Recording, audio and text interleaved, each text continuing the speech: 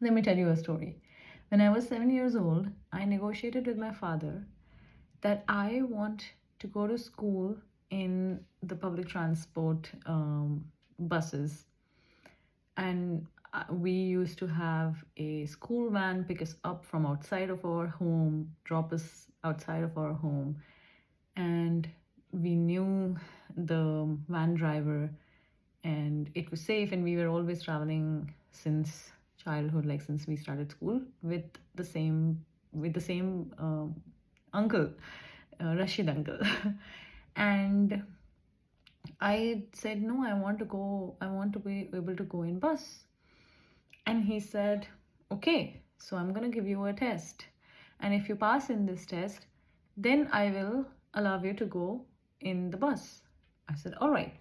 He told me that I have to figure out on my own to get a student bus pass from the bus station.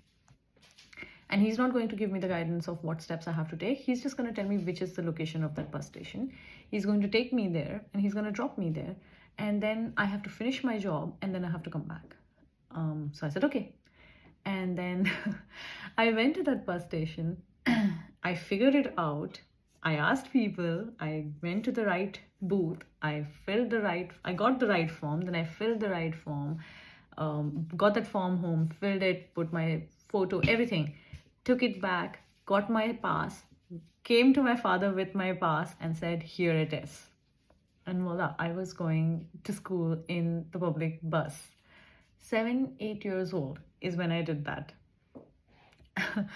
I cannot imagine to have, like, my father had no illness at that stage. So everything was business as usual. Everything was fine.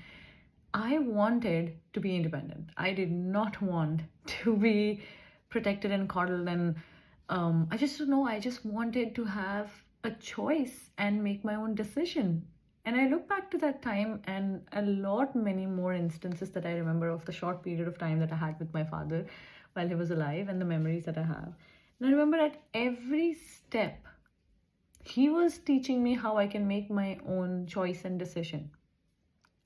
When I went alone walking to my chacha's place, which is about, I would say, half a kilometer from my home to his home, and my Abu said, will you go alone walking? I said, okay. He just randomly threw it upon me. He's like, will you go alone walking if I don't come to drop you? I said, okay, I can do it. And he said, tell me the directions to your chacha's home. So obviously I told him. I literally told him, I'm going to step out of the house and I'm going to take a right, like with my hands, and then I'm going to take a left, and then I'm going to take a right. And I just like, he asked me questions about like different checkpoints in that route. And I was like, yes, this, that, and all. He said, okay, cool.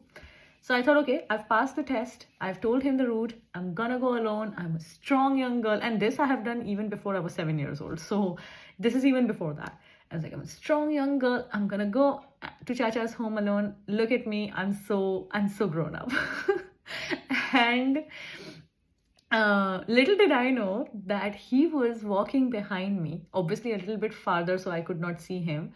But I don't even remember if I turned around and checked for him. I think that is what he was looking for, because obviously if I would have turned around, I would have seen him. I think he was following me, obviously to protect me, but also to see if I am scared and if I will turn around and if I will look for him.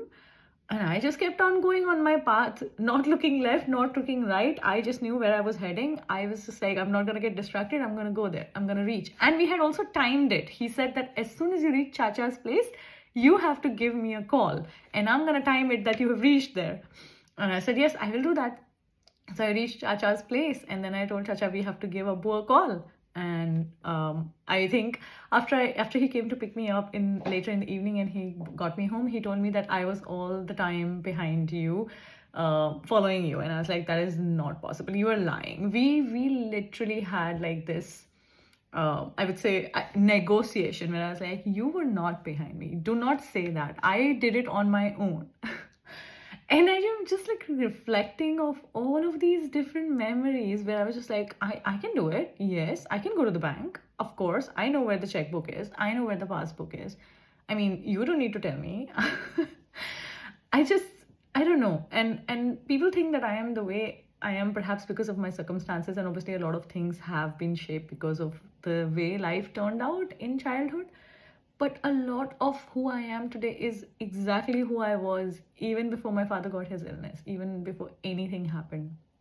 And I look back to that time and I think how young children r- are actually showing you, reflecting in them so much of their personality, so much of who they are and who they will become, and how little influence nurture can have on it. Like, my father or my mother could not have nurtured me into anybody else. They could have nurtured me the best way they can, but it was always going to shape me into who I was always meant to be. We cannot go back and change our past. We cannot create grievances. We cannot regret it. It takes time, obviously, in life to arrive to that point where you learn and understand that I do not need to grieve and regret something, some decisions, some choices that I would have made, parts of myself, love that I would have given to people, the heart that I have given to people, the trust that I have put in people. I cannot regret that because that is who I am. Because imagine, as a 7-year-old, I was so trusting of this world and this life and Allah, and I just like knew that I can go in the school bus on my own. I don't need anyone to protect me. And as even younger than that, I knew that I can go to my chacha's place and I can do that alone.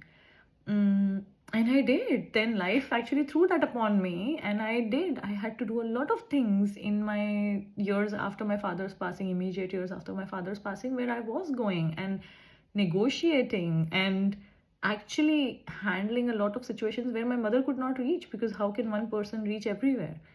But I was always this person. And it is very hard, I think, for people to understand a very strong and independent person who is just very particular about what they want and how they want it and where they want to go and how they want to go there.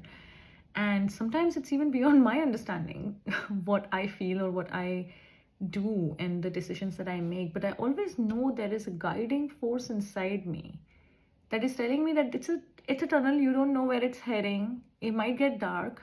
It might get pitch dark, but there's going to be light at the end of that tunnel.